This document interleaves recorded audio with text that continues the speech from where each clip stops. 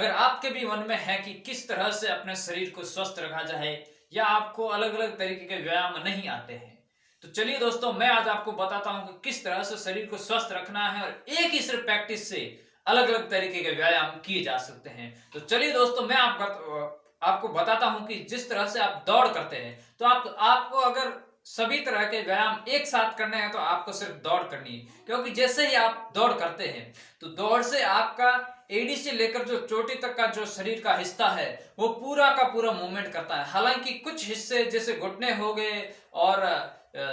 पैर हो गए, तो ये चीजें ये ज्यादा मूवमेंट करती हैं, लेकिन शरीर का ऐसा कोई भी हिस्सा नहीं है जो मूवमेंट नहीं करता हो। जैसे यहाँ से आपका गले से लगाकर हर एक चीज आपके मूवमेंट करती है और आपको एक बहुत ही ज्यादा रिलैक्स फील होता है। इसलिए आप अलग अलग तरह की कठिन कसरत अगर नहीं कर पाते हैं तो दौड़ आपके लिए बहुत ही अच्छा विकल्प है। इससे क्या होता है कि आपकी दौड़ के भी अलग है। जिस तरह से आप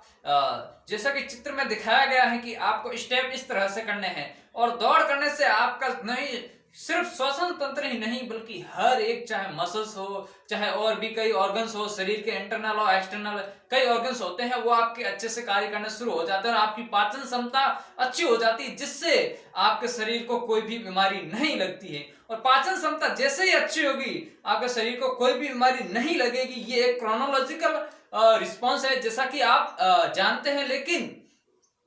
आपको अच्छे से मूवमेंट करना है अपने बॉडी को, तो दौड़ करना सबसे जरूरी है।